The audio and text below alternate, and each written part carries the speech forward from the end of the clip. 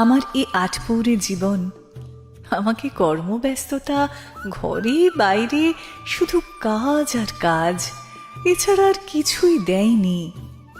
যখন ফুরসত পাবো, দূরে কোথাও ঘুরে আসবো, একান্তে সময় কাটাবো।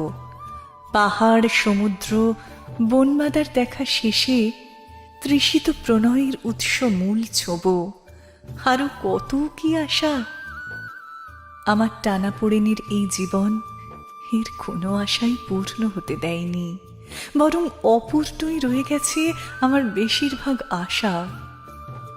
আমার জীবন প্রদীপ ক্রমশ অস্পষ্ট হয়ে আসছে, তেল ফুরোনো কুপির আলোর মতো নিভু নিভু জ্বলছে। এভাবে অস্পষ্ট হতে হতে একদিন নিঃশেষ হয়ে যাবে। সেদিন হয়তো আর বেশি দূর নয়। বিধ্বস্ত এ জীবন কোনো রকমে টেনে হিচড়ে খুঁড়িয়ে হাঁটছে।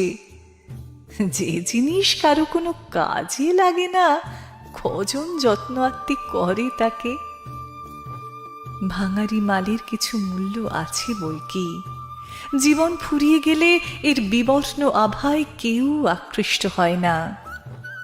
জীবন সায়াহ্নে এসে চাওয়া পাওয়ার হিসেব কষে দেখি হিসেবের খাতা শূন্য।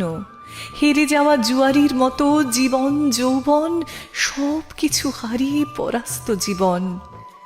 পোষা কুকুরের প্রতিও একসময় কোনো খেয়াল রাখা হয় না, যদি মনিবের কোনো কাজই না আসে। বয়স বেড়ে গেলে রাষ্ট্র, পরিবার তথা প্রিয়জনের কাছে অপাঙ্ক্তেয় হয়ে যায় জীবন। একটা জীবনের একটা করুণ পরিণতি আর নিদারুণ বাস্তবতা। পড়ন্ত বিকেলে যে যার মতো গন্তব্যে পৌঁছানোর লক্ষ্যে ছোটে, কারোর পিছনে তাকানোর সময় থাকে না। সবাই কেন জানি নিজেকে নিয়ে ব্যস্ত।